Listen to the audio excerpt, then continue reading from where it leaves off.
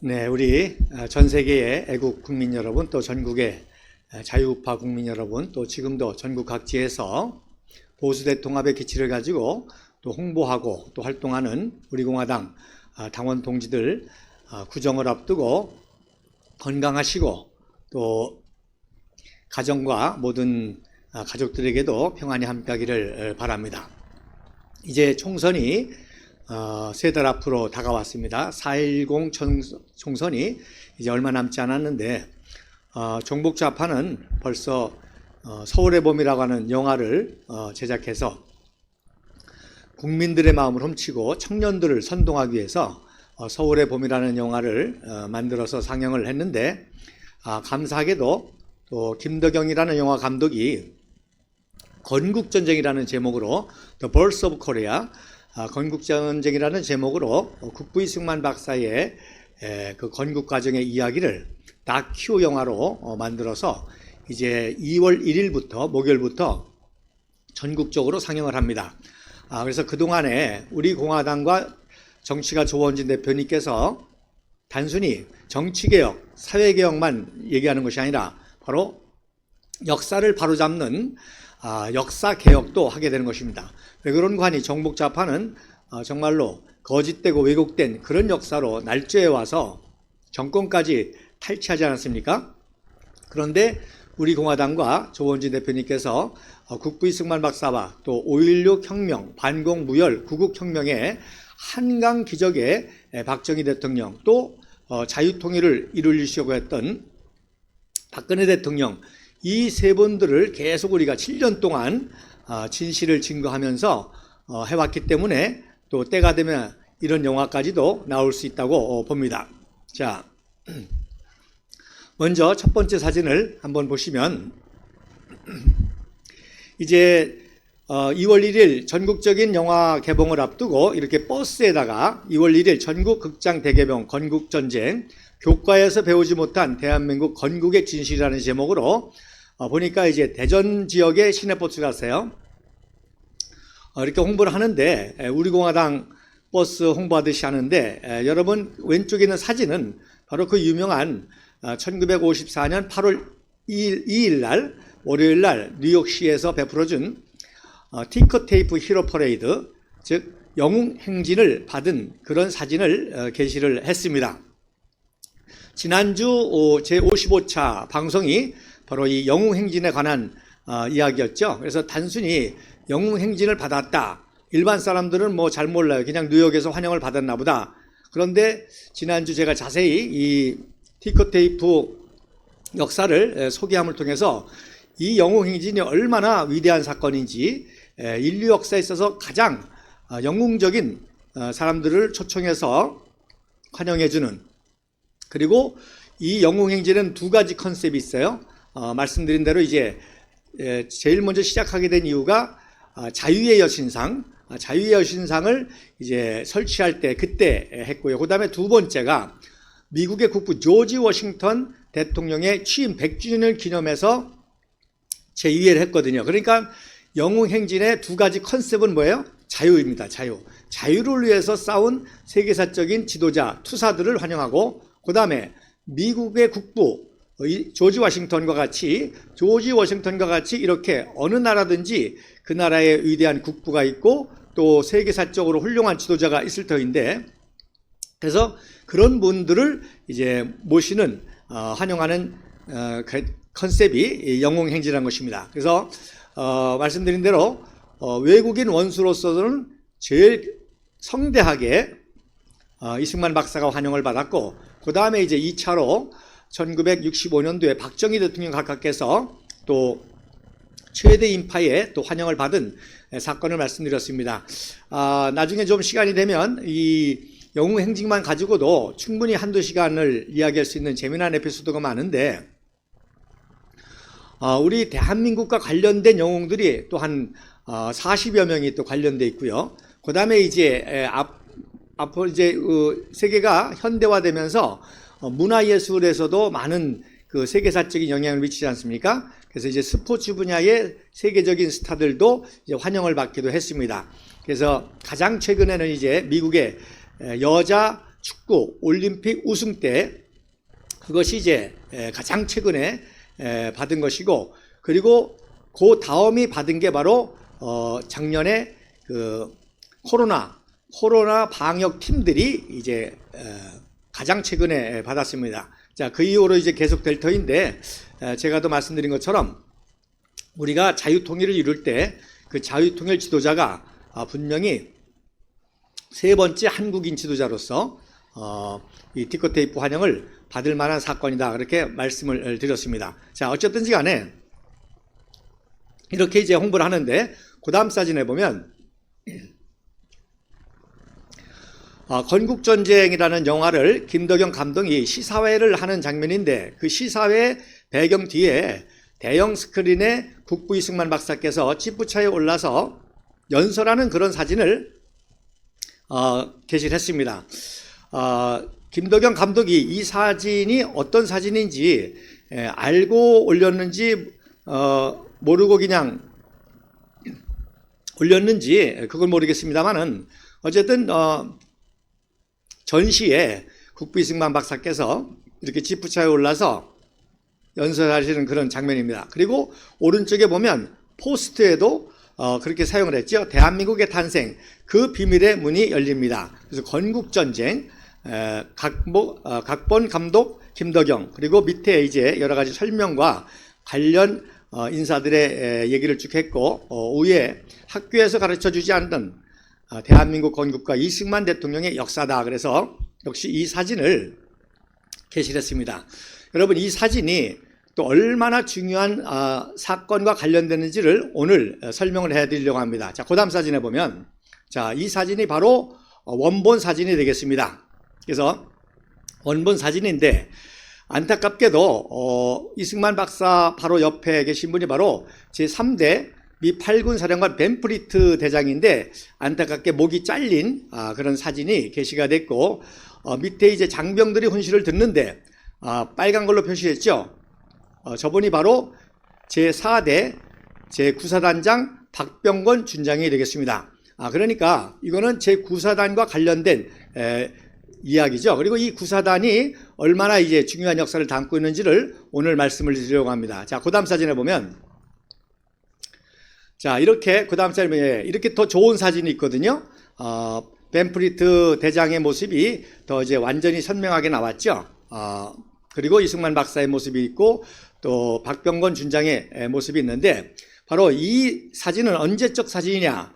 1951년입니다. 죄송합니다. 날짜 1951년 9월 14일 금요일에 바로 경기도 연천 캠프 예칠린에서 제9사단 재창설식을 하는 사진입니다.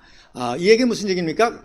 9사단이 창설된 적이 있었지만 해체가 돼가지고 다시금 재창설식 하는 그런 사진으로 제3대 미 8군 사령관 벤프리트 대장과 국부 이승만 박사의 그러한 그 전략, 국방안보 전략에 의해서 제9사단을 재창설하는 사진인데, 바로 제4대 사단장 박병건 준장의 모습이 되겠습니다. 자, 그러면 그 다음 사진에 보면, 자, 제9사단은 언제 창설이 됐느냐? 제9사단은 언제 창설이 됐는가 하니, 1950년 10월 25일 날 수요일 날 과천 밑에 청계산이 있죠. 그 청계산에서 6.25 기습 남침 이후 최초로 제9사단이 창설이 됐습니다. 그래서 이 9사단은 즉 인천 상륙작전을 성공하고 서울 탈환작전을 성공하고 곧바로 38선을 돌파해서 이제 10월 1일부터 북진작전을 시작하지 않습니까? 그래서 10월 16일 날은 이제 평양을 탈환하게 되고 압록강까지 가는 그런 과정에 모든 유엔군과 국군이 이제 북진작전을 하니까 국부 이승만 박사께서 남쪽에 이제 게릴라들도 준동하고 하니까 수도 서울을 방해하기 위해서 수도 서울 방어를 위해서 최초로 9사단을 창설합니다.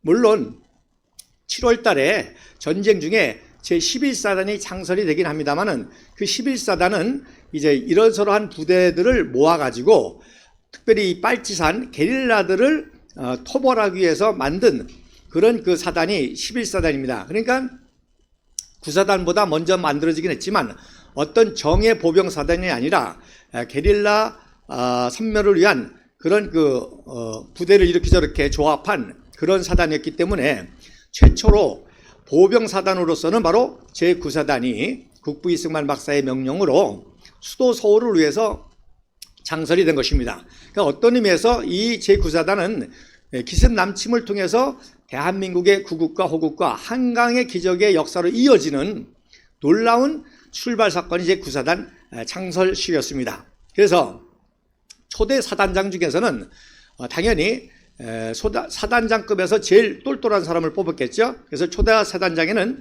장도영 준장이 27세로 사단장을 했고, 또 대령급, 중령급, 대령급 중에서 참모장급 중에서는 말씀드린 대로 박정희 중령이 곧 대령 진급 예정자로 초대 참모장으로 선발이 됐습니다.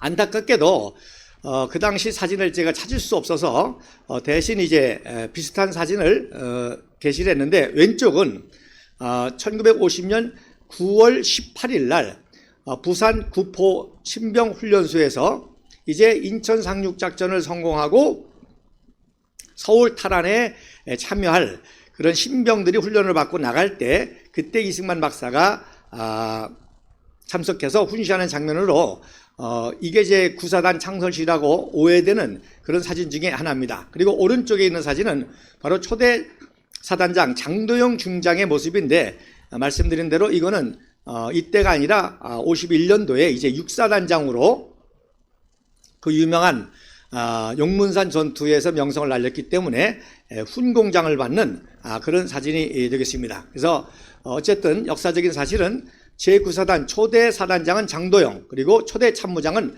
박정희 중령이었다는 사실입니다. 자, 그 다음 사진에 보면, 그래서 제9사단이 이제 최초의 작전이 투입하게 되는데 언제냐? 바로 1951년 3월에 이제 북쪽으로 패주하는 인민군 제12사단을 소탕하기 위해서 이제 강원도 정선 지역에 주둔하게 됩니다. 그래서 제9사단이 강원도 정선에 주둔하기 때문에 바로 박정희 대령이 결혼하고 신혼 살림을 바로 정선에서 하게 되죠. 그래서 지금도 정선에 박정희 대통령 그 참모장 때 묵었던 건물이 있어서 그걸 이제 성역화하고 또 기념관해야 될 필요가 있습니다. 자, 어쨌든 이때는 누가 사단장이었는가니 제2대 사단장 김종갑 준장이었습니다. 박정희 참모장보다도 5살이 아래죠. 그리고 이제 김종갑 동생이 이제 김종명이라고 그 형제가 또 장군으로 유명한 분인데, 자, 그래서 최초로 김종갑 사단장과 박정희 참모장이 12사단 소탕작전을 해서 성공을 했기 때문에 왼쪽에 있는 사진이 바로 그 성공한 당시의 사진이 되겠습니다. 그래서 인민군의 그 무기를 노획하고 한 사진인데, 자, 왼쪽에서부터 보면은 제가 빨간 거로 표시한 거는 육군 참모총장 정일권 소장이 되겠습니다. 박정희 대령과 동기동창이고 또 굉장히 친밀한 사이라는 걸 제가 여러 번 말씀드렸죠.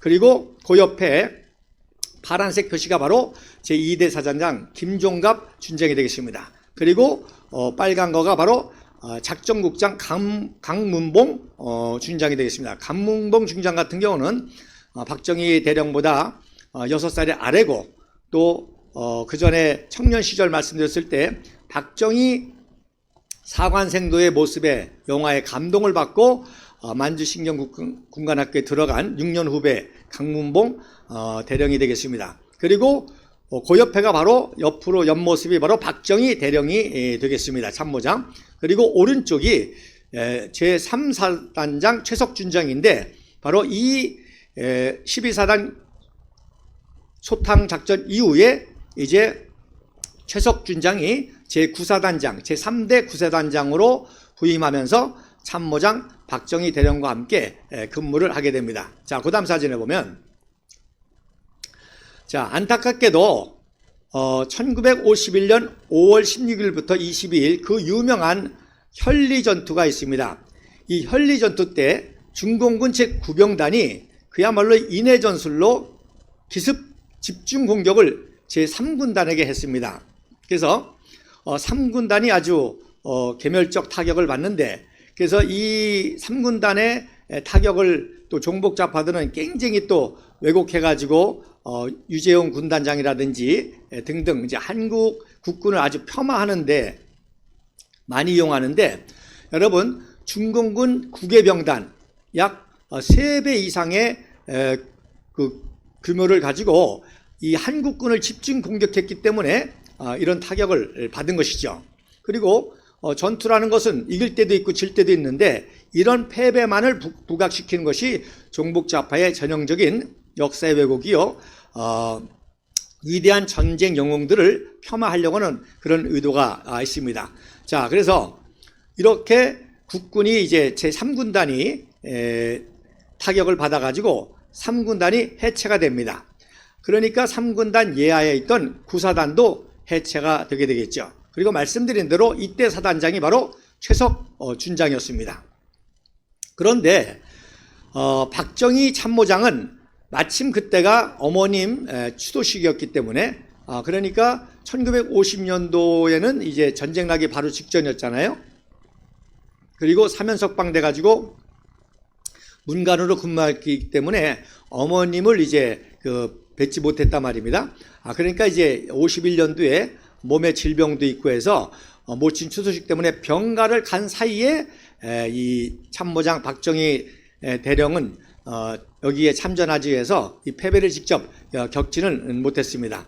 그래서 왼쪽 사진이 3군단이 개멸을 당하면서 이제 포로로 잡힌, 중공군에게 포로 잡혀서 인솔되는 모습이고, 오른쪽이 바로 중공군이 이 3군단을 이렇게 괴멸시켰다고 환호하는 그런 장면이 되겠습니다. 자, 다시 말씀드리자면은 바로 만약에 중공군이 이렇게 1군단을 공격했어도 어려움을 당했을 것이고, 또 2군단은요 이미 북진작전 때 북진하다가 중공군의 기습 개입으로 또 그때 이제 해체가 되는 것이죠.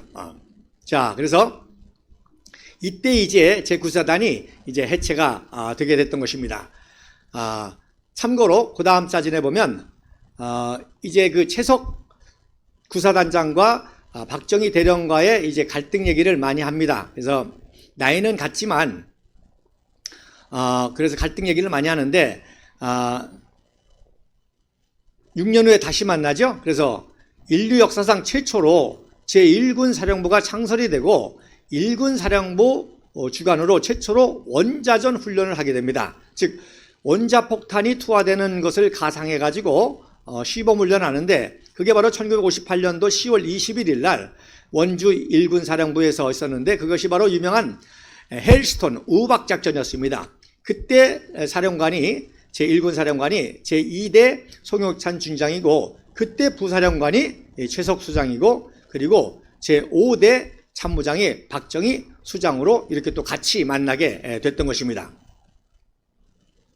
그러니까 그 3군단 괴멸과 구사단 해체라는 걸로 해서 이렇게 전쟁의 영웅들을 폄하하는데, 다들 유능한 장군이기 때문에 바로 이렇게 소장까지 진급해서 인류 역사상 최초로 원자전까지 하게 되는 그런 그 중요한 역할을 했다는 것입니다. 그래서 왼쪽이 이제 제1야전군의 업적이라는 책자의 표지고요.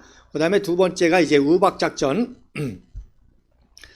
사진인데, 이제 빨간 표시를 제가 했는데 송효창 군사령관과 또 김정열 당시 국방부 장관이고요. 맨 아래에 있는 이제 포가 이게 이제 원자포라고 해서 여기에 이제 원자탄도를 설치해서 포격을 가하면 원자탄을 이제 포로서 떨어뜨리는 그런 원자포가 되겠습니다. 그러니까 놀랍죠? 이미 우리 한국은, 대한민국 국군은 이렇게 성장해서 이미 원자전을 가장한 훈련을 인류 역사상 최초로, 아마 그 이후로도 이 원자 폭탄을 가상 훈련들은 비밀리 했으면 모를까, 공식적으로는 없을 정도입니다. 워낙 이제 원자 폭탄 전쟁이 아주 심각한 인류의 문제이기 때문에 실험조차도 함부로 못하는데 이런 시범훈련조차도 힘들었겠죠. 그러나 이미 국부 이승만 박사께서는 58년도에 이런 훈련까지도 유치해서 전 세계에 있는 핵 관계자들이 다 와서 시범을 보게 됐고, 그거는 제가 또 따로 강의를 박정희 대통령 소장 시절의 이야기로 말씀을 드렸습니다. 자, 그 다음 사진에 보면 이제 구사단하고 연결돼 가지고 나가겠습니다. 자, 이제 그 리치웨이 장군이 메가더 원수가 해임이 되고 리치웨이 장군이 부임하면서 중공군을 점점점 격퇴를 하게 되니까 이제 휴전 논의가 시작이 됩니다. 특별히 이렇게 현리 전투에서 국군을 집중 공격을 받을 때 타격을 받으니까 이승만 박사께서는 벤프리트에게 그런 얘기를 합니다. 우리에게도 무기를 주고 우리에게도 훈련을 시켜주면 얼마든지 우리 스스로 중공군을 섬멸할 수가 있다. 우리가 약한 것이 아니라 우리는 뭐 국군이 창선된 지도 얼마 안 되고 무기도 약하고 또 제대로 된 그런 훈련이라든지 이런 것이 없었지 않습니까? 그러니까 벤프리트 대장한테 우리에게 미군의 좋은 무기를 대주고 훈련과 교육을 받으면 얼마든지 너네들이 안 도와줘도 우리가 단독적으로도 중공군을 격파할 수 있다고 그렇게 이제 요청을 한 겁니다. 그래서 국군 강화 전략을 한 것이죠. 그리고 이제 중공군이 점점 38선을 경계로 수렁에 빠지니까 이제 휴전 논의가 시작이 됐습니다. 그러니까 당연히 이승만 박사께서는 휴전 이후에 우리나라의 국방과 안보를 위해서는 대한민국 국군을 현대화하고 또 정예화하고 또 강군해야 될 필요성이 있기 때문에 그런 교육과 훈련 요청을 한 것이죠. 그런데 그것이 이루어지게 된 아주 중요한 두 가지 사건이 있었습니다. 바로 1951년 5월 말에 제6사단장 장도연 준장이 용문산 전투에서 중공군 3개 사단을 이제 괴멸시키는 이런 사건이 일어납니다. 그래서 8호까지 쫓아가가지고 화천 호수까지 쫓아가지고 괴멸시키는 사건이 있죠. 그래서 이때는 이미 바로 중공군이 허약한 국군을 집중 공격한다는 사실을 알고 이제 이승만 대통령과 벤프리트 장군이 어떤 의미에서 6사단으로 유도를 한 거예요. 그래서 중공군이 6사단을 공격하도록 유도하고 또 이승만 박사는 6사단을 직접 방문해서 정신교육을 시키고 또 벤프리트 장군은 6사단장에게 우리가 충분한 화력과 이런 것들을 도와줄 테니까 단단히 전투를 임해라 했는데 정말 중공군이 6사단을 포위해서 공격한 게 바로 용문산 전투입니다. 그때 이승만 박사의 그 정신교육을 받아서 전 부대원이 철모에다가 바로 필사라고 하는 그러한 그 글씨를 써 전투에 임했고 또 벤프리트 장군이 전폭적인 화력을 지원해가지고 그래서 성공할 수가 있었던 것입니다. 그래서 이 사건이 얼마나 참 위대한 사건인지 자 왼쪽 사진에 보면 요거는 이제 10월달 사진이거든요. 그래서 국군 6사단이 중공군 3개 사단을 괴멸시켰다는 것은 정말 인류 역사상 최대의 공격 중에 하나입니다. 그러니까 미국의 군 수뇌부가 와가지고 잔디밭에 앉아서 장도영 그 사단장의 브리핑을 받는 모습인데 굉장히 감동적이죠. 그래서 28살의 청년 별하나 준장 장군이 이제 왼쪽에서 보시면 제가 빨강으로 표시했는데 바로 제9군단장 호지 준장 별 3개 그 옆에 수료탄을 찬 분이 바로 유엔군 사령관 별 4개 리치웨이 대장 그리고 그 옆에가 바로 오마르 브래들리 육군 원수 별 5개 오마르 브래들리 그 다음에 미 육군 참모총장 콜린스 별 4개 그리고 벤플리트 미 8분 사령관 대장 그래서 앞줄에 있는 별만 20개입니다. 그리고 그 뒷줄에 이제 사단장급 맨 그 오른쪽 뒤에가 이제 25사단장 별 2개가 보이고 별 2개 하나가 쭉 보이니까 약 40개의 별을 모아놓고 28세의 대한민국 청년 장군이 브리핑을 한다는 사건은 어마어마한 사건이죠. 이런 것들이 영화화 돼야 된다고 봅니다. 그러니까 이승만 대통령의 말이 맞았잖아요. 너네들이 무기가 돼주고 또 훈련만 시켜주면 언제든지 중공군을 우리 스스로 물리쳤다고 하는 게 증명이 되고, 그 다음에 또 더 큰 역사가 언제 있었냐면 8월 달에는 해병체 1년대, 그 당시 연대장이 김대식 중년인데, 이분이 이제 종교감리교회 장로이기 때문에 제가 직접 만나기도 했습니다만은, 그 유명한 도솔산 전투에서 또 대승을 하게 됩니다. 이 도솔산 전투는 원래 미 해병 1사단이 맡았었거든요. 여러분, 미 해병 1사단은 미국뿐만 아니라 전 세계에서 가장 강군이 바로 미 해병 1사단인데, 이 미 해병 1사단도 도솔산에서 결국 성공하지 못했기 때문에 대신 해병 1년대가 참가했는데, 해병 1년대가 간단하게 끝내버렸습니다. 그러니까 뭐 전 세계가 뭐 난리가 났죠. 미 해병도 성공하지 못한 거를 우리 국군의 해병대가 했으니까, 그래서 이제 해병대가 귀심 잡는 해병에서 그래서 해병대가 상륙작전에서 또 서울 수복작전에도, 그리고 결국 산악작전까지, 해병대가 산악작전까지 성공함으로 말미암아 바로 지상전, 참호전, 벙커전, 상륙작전 모든 전쟁에서 다 승리한 부대가 국군 이 해병대가 되겠습니다. 그러니까 국비승만 박사가 얼마나 이 아이덴티티가 좋겠어요. 이 두 가지로 증명이 됐으니까. 그러니까 벤프리트 장군이 적극적으로 이제 대한민국 국군의 정예와 현대화 강군화 계획을 실행하게 되고, 또 미국 쪽에서도 좋을 수밖에 없는 게, 니네가 도와주기만 하면 미국 필요 없어. 니네 미군들이 여기 와서 피 흘릴 필요 없어. 우리가 다 할 수 있어. 그러니까 미국 쪽에서도 미군들의 인명살상보다는 무기를 대주기만 하면 되니까, 그리고 훈련만 시켜주면 되니까, 그래서 적극적으로 이제 국군 현대화, 정예화, 강군화 작업이 시작이 됐던 겁니다. 자, 그래서 그 다음 사진에 보면, 그래서 세 가지 사건을 동시에 이제 실행하게 됩니다. 이승만 대통령께서 이번 기회에 우리 국군을 세계 최강의 국군으로 만들어야 되겠다. 그래서 3대 계획을 1차적으로 실시하게 되는데, 첫 번째가 뭐냐? 1951년 9월 12일 날 엘리트 장교들, 소위 주기 대위급 엘리트 장교들, 보병, 포병, 공병 등 엘리트 장교들을 선발해가지고 미국에 유학을 보내는 제1기생 파견 행사를 하게 됩니다. 자, 물론 다 공짜죠. 다 미국에서 돈까지도 대주면서 공짜로 미국 유학을 받는데, 이게 정말 엄청난 사건이죠. 이때부터 이제 대한민국 최고 엘리트 장군들이 미국에 가서 미국의 첨단 행정, 또 군사, 지식, 문화를 배워오게 되는 그 출발이 1기생입니다. 그러나 이제 막 출발했기 때문에 이 성공 여부는 지켜봐야 되지 않겠습니까? 자, 그리고 두 번째가 그 다음 날 바로 미국식 편제, 즉 미국과 똑같은 정예식 사단으로 제9사단을 재창설하게 되는 것입니다.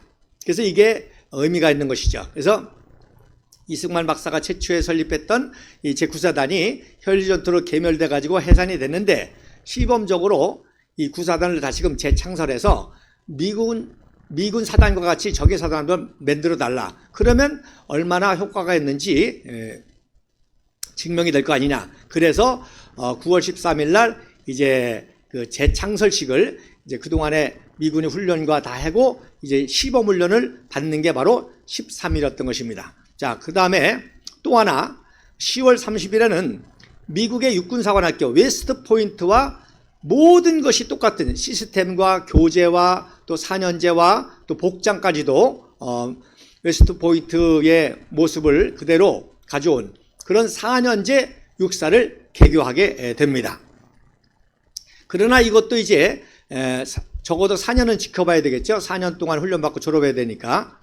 그래서 가장 실제적으로 중요한 사건이 바로 제9사단 재창설식이었던 것입니다. 자, 그 다음 사진에 보면, 그래서 재창설식 때 이승만 대통령이 이제 그 벤프리트 8군 사령관하고 방문을 하는 모습입니다. 그래서 제4대 제9사단장 박병건 준장이 재창설식 초대사단장이면서 또 전체적으로는 4대 사단장으로 박병건 중장, 그리고 제2대 참모장이 바로 이현진 대령입니다. 그래서 저도 그동안에는 이제 박정희 대령이었나 그렇게 생각을 했는데 나중에 찾았습니다. 이현진 대령이 제2대 참모장으로 재창설식을 했고요. 그래서 화동 김영미라는 어린아이가 6살짜리 어린아이가 이승만 대통령에게 꽃을 전달해주는 그런 사진이 되겠습니다. 자, 그 다음 사진에 보면 제가 이미 이 구세단 이야기는 이제 공식 카페에서도 그리고 태극기 집회에서도 또 강연에서도 몇 번 했는데 제 강의를 미국에 있는 캐나다 이민자인 국악인 영미킴이라는 그런 분이 저한테 연락이 왔어요. 바로 그때 화동이 바로 자기 자신입니다. 그래서 알게 됐습니다. 그래서 이 화동이 이제 어려서부터 이렇게 무용에 재능이 있어가지고 나중에 국악인이 돼서 캐나다에 이민을 가가지고 캐나다에서 이제 국악 활동을 하는데 제가 공개한 이 사진을 보면서 자기 자신의 모습이라고 하면서 또 여러 가지 아주 재미난 증언을 해 주셨습니다. 이분이 뭐라고 그러는 거 아니 6살 때인데도 아주 기억이 생생하다는 거예요. 뭐 워낙 특별한 사건 아닙니까? 이 국부 이승만 박사를 그것도 전선에서 최전선에서 만나고 한다는 게 그렇지 않습니까? 그래서 화동으로 꽃만 전달해 준 게 아니라 초립동이라고 무용도 했다는 거예요. 무용도 이승만 대통령과 벤프리드 장군 앞에서 무용도 하고 그 다음에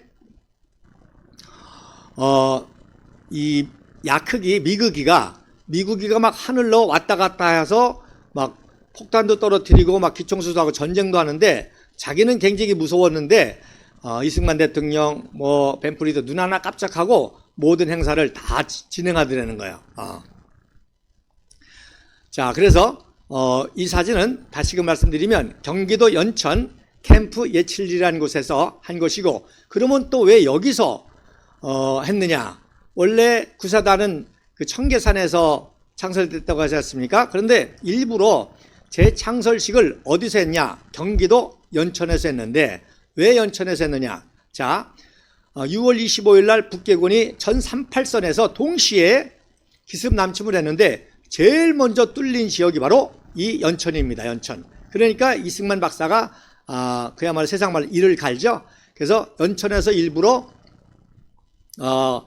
제9사단 창설식을 하고, 그리고 그 바로 위가 바로 철의상박지 철원이 되겠습니다. 그러니까 이승만 박사는 참 고도의 이런 전략적인 그런 그 지혜가 있었던 것이죠. 그래서 우리가 제일 먼저 뚫린 지역에 구사단을 재창설하면서 이제 여기를 수복하고 이제 북진 통일까지 가겠다. 그리고 또 이 지역이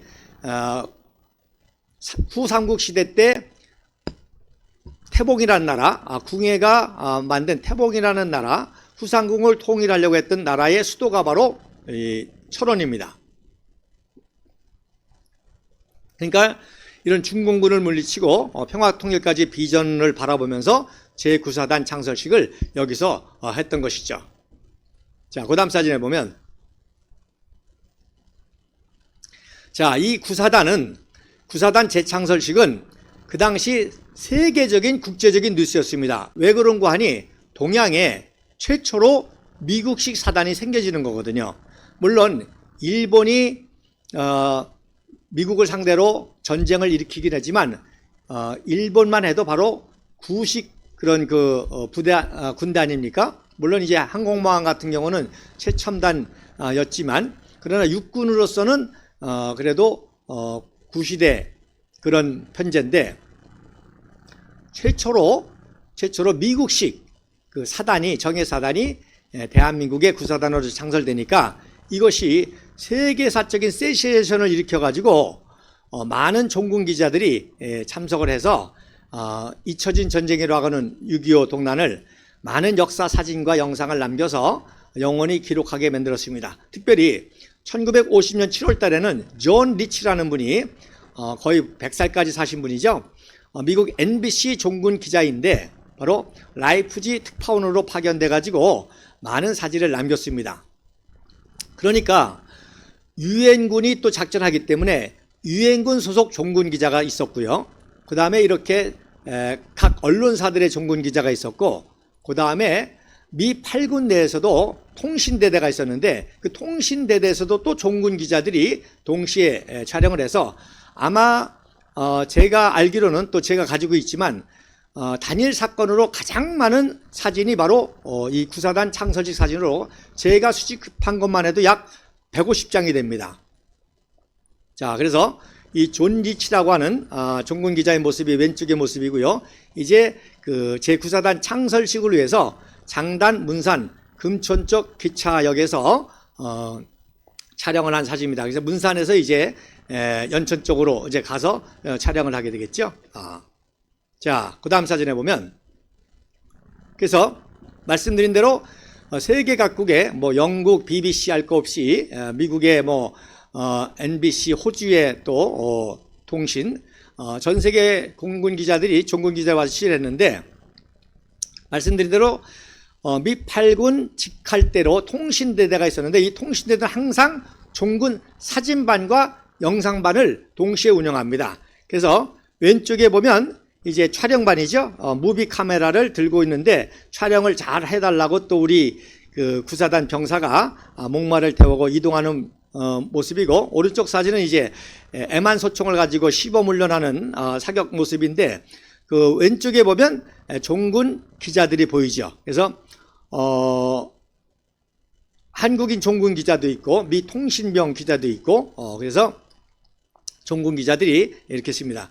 자, 제가 놀랍게도 이 당시 그 촬영한 영상을 2개를 찾았습니다. 그래서 하나는 영어 설명 나레이션이 있는 영상이고 하나는 무성이지만 보다 더 자세한 영상인데, 오늘 이제 시간 관계상 영상 하나를 소개해 드리고요. 다음 주에 2번째 영상을 소개해 드리도록 하겠습니다. 자, 그러면 우리 영상 한번 보시도록 하겠습니다.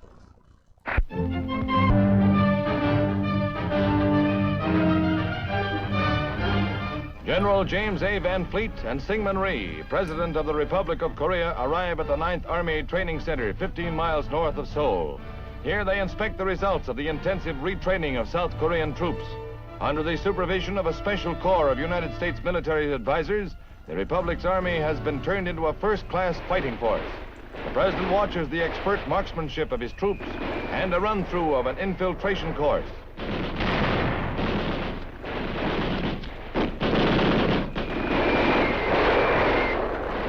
Ready for any renewed outburst by Red forces, these well-trained men show a steadfast determination to defend their country.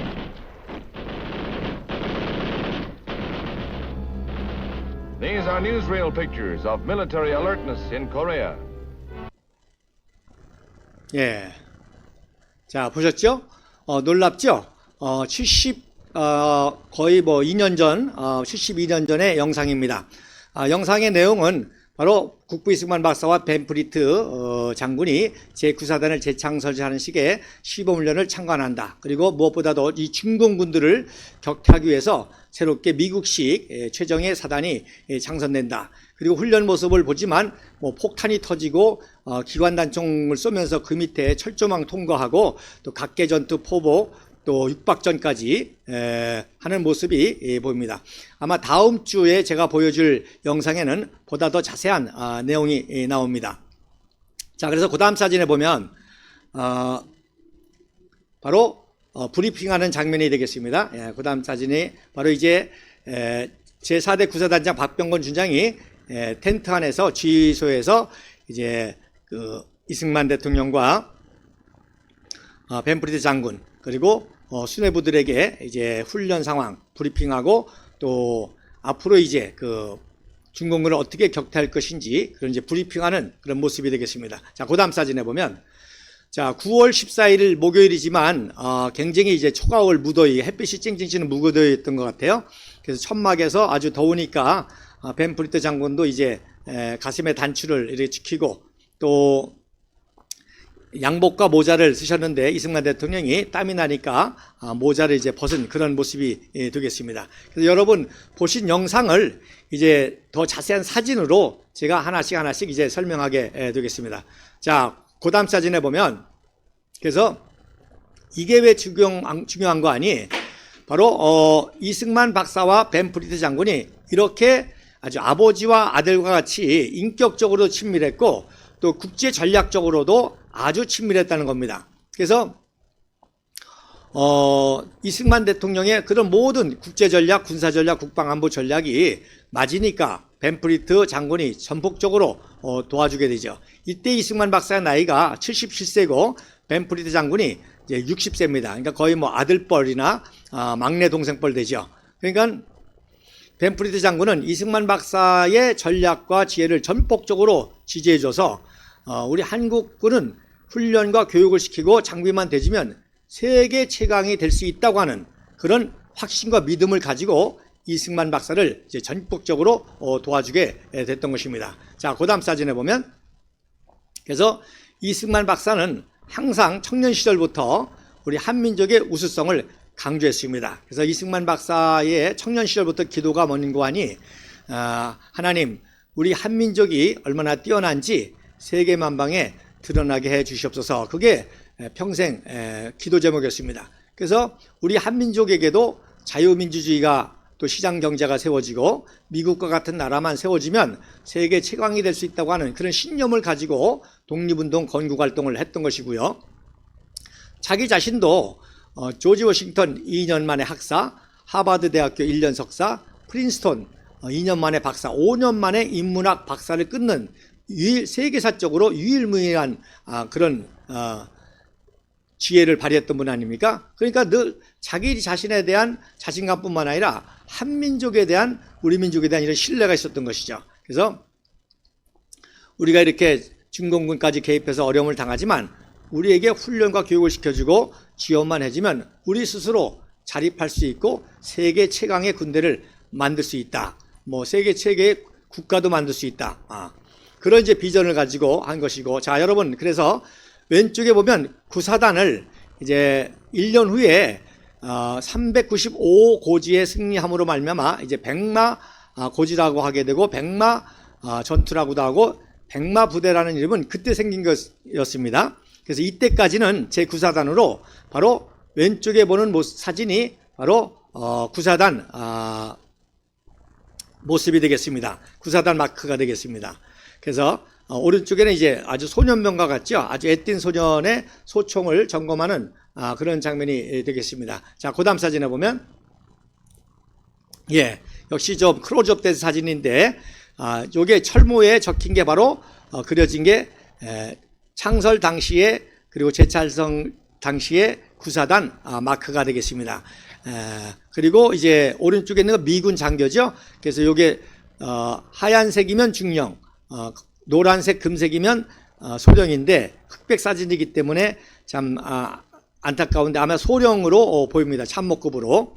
그래서 미군의 최정예 엘리트 장교들이 훈련과 교육을 시켰던 것이죠. 자, 그 다음 사진에 보면 자, 말씀드린 대로 아시아 최초 미국식 편제로 정예 사단을 창설하는 사건인데 자, 이 사진에 두 가지 중요한 모습이 보이죠. 자, 오른쪽에 보면 철모에 그 카드 스페이드 모양이 그려져 있습니다. 그 미국의 서양식 카드에는 다이아몬드, 하트, 그리고 클로버, 스페이드가 있죠. 근데 철모에 스페이드가 그려져 있습니다. 자, 그 다음 왼쪽에는 미군 어깨 가슴에 사단 마크가 있는데 이게 바로 미국의 최정예 사단 중에 하나인 3사단입니다. 3사단. 자, 그래서 왜 이 마크가 그려져 있고 이 마크가 어떤 역할을 했는지, 자, 그 다음 사진을 보도록 하겠습니다. 자, 제9사단의 이제 그 훈련의 핵심은 뭔고 하니 최종 각종 신무기를 도와줘 가지고 훈련을 시키는 것이고, 그 다음에 두 번째로는 이제 미국의 정예 사단의 핵심은 일개 완편 포병 대대가 소속돼 가지고 지원하는 것입니다. 그러니까 포병 화력이 지원하는 그런 부대죠. 뭐 이전까지야 우리 군대가 뭐 돈이 있습니까? 뭐가 있습니까? 포도 하나 제대로 없었는데 최초로 미국이 갖고 있는 똑같은 155mm, 105mm 포를 지원하는 그런 사단으로 포병 화력이 굉장히 또 중요했고 이것이 이제 수병 훈련 중에 하나였습니다. 그 다음에 이제 여러분 영상에서 보신 것처럼 육박전 또 각계전투 고지점령까지 하게 되는 그런 사진이 되겠습니다. 자, 그래서 오른쪽 사진에 보면 그 당시 국방부 장관은 이기병이었고 오른쪽에 있는 분이 바로 제9군단장 오 다니엘 소장이 되겠습니다. 그러니까 오 다니엘 소장이 이런 훈련의 전체적인 것을 다 책임졌고 그 밑에 미군의 엘리트 장교들이 훈련과 교육을 시켰던 것이죠. 자, 그 다음 사진에 보면 자, 그 당시 이제 참모총장은 누구였냐? 이종찬 소장이었습니다. 그래서 이종찬 소장이 또 이렇게 우리 군들을 격려하고 위로하고 또 그 당시 이제 에만 게런드라고 하는 것이 이제 신형이었었는데 굉장히 무겁습니다. 그래서 이제 이런 장비들을 테스트하고 또 시범 훈련하는 모습이고 이종찬 육군 참모총장이 또 만원경으로 시범 훈련을 참관하는 모습이 되겠습니다. 자, 그 다음 사진에 보면 그래서 최소 각종 무기를 테스트하는데 바로 이승만 박사께서 직접 이렇게 보시기도 하시고 합니다. 그래서 그 당시는요 대령 계급장이 이렇게 세로로 하나 둘 이게 이제 중령 계급장입니다. 그러니까 대령은 3개가 되겠죠. 소령 1개가 되겠고 무궁화가 아니라 태극 모양의 동그라미를 하나 둘 셋을 한 개고요. 또 중위급은 이제 직사각형 막대기로 이렇게 역시 위서부터 아래까지 하나 둘 세 개 이제 그 당시 계급장이었습니다. 이제 무궁화로 바뀌는 거는 1955년도경에 이제 바뀌게 됩니다. 자, 왼쪽 사진에 보면 이종찬 육군 참모총장 그리고 박병건 준장 그리고 뒤에 미국의 또 엘리트 장교 철모에 스페이드 마크를 단 장교가 보이시죠? 자, 그 다음 사진에 보면 자, 이 오다니엘 소장은 그 당시 미 제1군 단장이었었는데 미군 존 오다니엘 소장은 바로 전설적인 보병 장교였습니다. 그래서 미군의 전설적인 보병 장교로 일명 아이론 마이클이라고 하는 그런 별명이 있었기 때문에 이분이 미군 역사상 최고의 보병 장교로 명성을 날린 분이기 때문에 1959년도 미국 보병학교 포터 베닝이라고 그러죠. 그 포터 베닝에 인퍼트리맨 보병을 상징하는 동생을 세우는데 바로 이 모델이 된 분이 바로 오 다니엘 장군이십니다. 그러니까 한마디로 말해서 미국 최고의 보병 사단과 보병 장교와 보병 부대를 이끌어 나가는 이 오 다니엘 군단장이 직접 훈련과 이런 것에 관여했다는 것이죠. 그러니까 결국 제9사단이 이제 이렇게 세계 최강의 보병사단으로 만들어지는 역사가 이렇게 시작이 됐다는 겁니다. 자, 그 다음 사진에 보면 말씀드린 대로 미 정예사단의 핵심은 1개 포병대대가 지원을 하는 모습입니다. 그래서 포병 화력 시험을 이제 많은 경우로 보는 그런 장면이 되겠고요. 자, 그 다음 사진에 보면 자, 직접 이제 포병들이 이제 포를 쏘는 그런 모습이 되겠습니다. 자, 이 포가 유명한 155mm 호이처라고 하는 견인 곡사포인데 포탄 한 발에 100만 원입니다. 800불. 그러니까 뭐 엄청나게 비싸요. 그러니까 105mm 같은 경우는 이제 50불, 약 70만 원. 그러니까 지금으로 말하면 포탄 하나 쏠 때마다 쌀한가마니가 날아가는 거죠. 그러니까 뭐 우리나라 군대는 어림도 없는데 바로 이런 것들이 이제 이승만 박사가 끌어들였다는 거죠. 그래서 포병 화력 시험을 하는 그런 장면이 되겠습니다. 자, 그 다음 사진에 보면 그래서 뭐 역시 우리 한국인 훈련시키니까 백발백중이죠. 그래서 그 백발백중 포시력 화변을 보는 모습이 되겠습니다. 자, 그 다음 사진에 보면 그래서 이 포병 화력 시범 사진이 많이 있습니다. 자, 그래서 참 벤프리드 장군이 참 아버지를 모시듯이 친절하게 이승만 대통령에게 설명하고 이승만 대통령이 참 기뻐가지고 보는 그런 모습이 되겠고, 여러분 뒤에 보시면 이제 그 스페이드 마크를 단 미군의 정예 장교가 있고 또 그 오른쪽에 이제 촬영반이 또 이렇게 서 있는 모습이 보입니다. 자, 그 다음 사진에 보면 자, 이 스페이드 마크의 이제 비결입니다. 미국에서 최고의 보병 중대가 어디였냐? 바로 미 101 공정사단 제105 공수연대 제2대대 이지중대라고 있습니다. 그래서 여러분 그 유명한 영화 1998년도에 전 세계적으로 히트한 전쟁 영화 라이언 일병 구하기라는 영화를 아실 거예요. 그 라이언 일병 구하기의 무대가 됐던 게 바로 제506 공수연대 제2대대 이지중대의 이야기입니다. 그런데 이때 이 병사들이 철모에다가 스페이드 마크를 이렇게 장착하고 싸웠던 것이죠. 그래서 오른쪽 사진이 영화의 한 장면으로 톰 행크스가 주인공으로 이제 라이언 일병을 구하는 그런 중대장 역할을 했는데 바로 그 철모에 스페이드 마크가 그려져 있죠. 자, 그러니까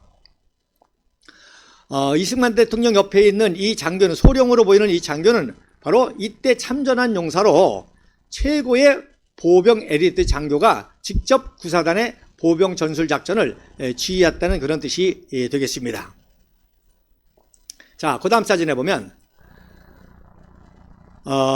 이 라이언 일병 구하기가 히트를 하니까 미국에서 TV 미니 시리즈로 밴드 오브 브라더스라고 하는 이 형제라고 하는, 그래서 이 영화를 시리즈로 만들게 되는데 이게 바로 제506 공수연대 제2대대 이지중대의 그 보병 작전 태평양 2차 세계대전 때 활약을 그린 아주 유명한 드라마의 그 이야기인데 바로 그게 이지중대 이 스페이드 마크를 단 부대의 이야기입니다. 그러니까 보십시오. 왼쪽에 우리 구사단 장병들에게도 오른쪽에는 구사단 마크, 또 이렇게 왼쪽에는 스페이드 마크를 달아서 똑같이 미국의 최정예 보병 중대, 분대, 소대, 중대, 대대 훈련을 했던 것이죠.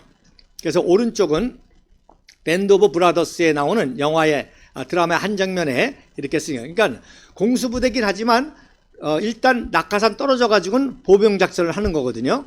그래서 이 부대의 훈련을 그대로 받았다는 것이. 자, 그 다음 사진에 자, 더 재미난 모습이죠. 자, 그 유명한 노르망디 상륙 작전 1944년 6월 6일 날 노르망디 상륙 작전을 했는데 아이젠하워 연합군 사령관 아이젠하워 대장이 친히 상륙작전 전날 바로 후방에 투입해서 보병작전을 할 제101 공정사단을 방문합니다.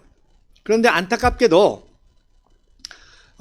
156 공수연대를 방문한 사진은 못 찾았고요. 바로 502연대, 502연대는 하트 마크를 달았어요. 그래서 여러분 왼쪽에 보시면 아이젠하워 대장이 거기 중대장 같은 분하고 얘기하죠. 그리고 그 옆에 있는 철모에 뭐가 그려졌습니까? 하트 모양이 그려졌죠. 이 하트는 102연대의 표식이고 106연대의 표식은 스페이드인데 106연대도 방문하셨는데 그 사진을 찾을 수 없고 그래서 102연대 사진을 했습니다.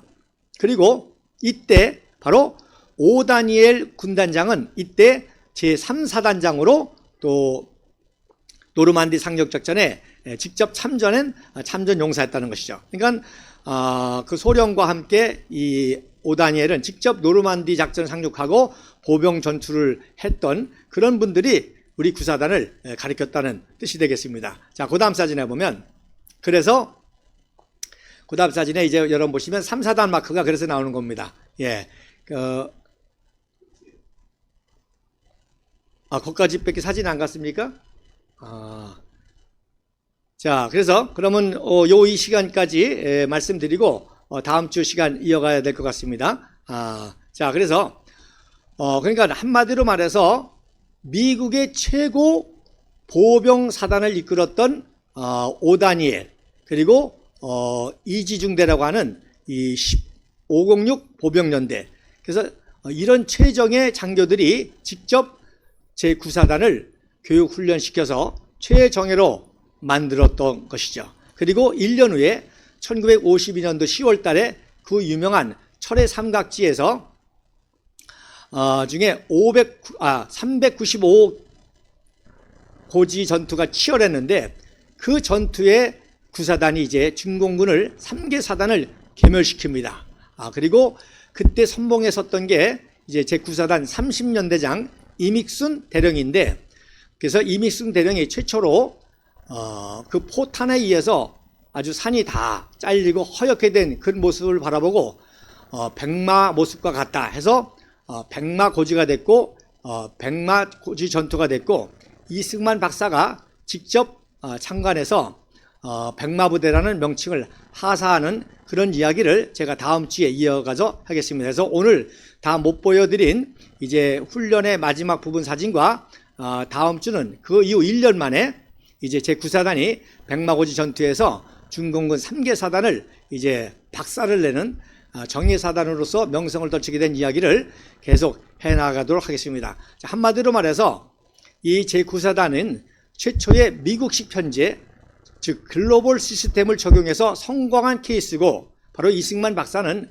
군대뿐만 아니라 대한민국의 모든 정치, 경제, 문화, 사회 시스템을 글로벌 시스템으로 맞춰가는 그런 인프라를 놓고, 그리고 박정희 대통령께서 그 글로벌 시스템 조직하에서 이제 한강의 기적을 일으킬 수가 있었다는 것을 말씀을 드리게 됐습니다. 즉 하나의 제9사단은 하나의 샘플이었던 것이죠. 그래서 얼마든지 교육하고 배우고 하면은 모든 분야에서 뭐 축구도 말할 것도 없고, 스포츠, 예능, 또 행정, 문화예술, 또 경제 마찬가지예요.